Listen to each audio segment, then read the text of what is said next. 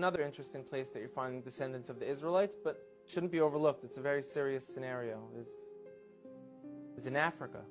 Africa has perhaps hundreds of millions of people with this identity right now of being from the people of Israel. That when the Romans conquered Judea a few hundred years after that the tribes of Israel went into exile, perhaps millions of Judeans were sold into slavery. Into Africa, into Rome, deep into Africa. If you look now, you're seeing people who are most likely the descendants of those slaves who kept true. I like to bring up a few specific examples because they're going to be game changers. And a professor from Duke University went out there and did DNA testing on them. And he showed not only do they share Semitic genes from people who were in Yemen and back to the Middle East, these gentlemen, a large percent of them, have the Y chromosome to be Kohanim, to be priests. For anyone who doesn't know, a priest is a specific family clan of the nation of Israel who come from Aaron, the brother of Moses, who was the first priest. And anyone descended from Aaron has the status title priest.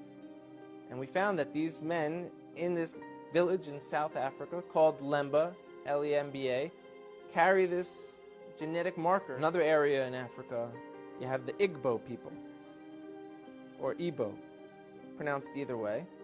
There's 40 million of them. Where it gets interesting is, in America, there was a slave trade. And a lot of the slaves, a very high percentage of them, came from Western Nigerian ports.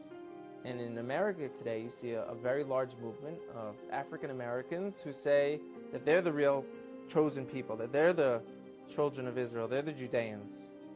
You know, so what are they just trying to create an identity for themselves because they were slaves, or is there really something here? And the answer is most likely there is something there.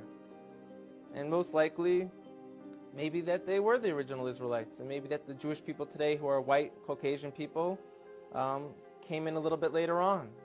We know that some of the greatest sages of the transmission of the Torah were converts from Rome. You have a man named Onkelos who wrote a commentary on the Torah, unprecedented, that we still learn today. He was a convert. Some of the largest pillars on the transmission today were Roman converts. So here we are, we're Caucasian Jewish people, and now you have people in Africa saying that they're the real people of Israel. It can't be ruled out at all. We know they were sold into slavery. We know now that they're fulfilling prophecies by saying, we're coming back.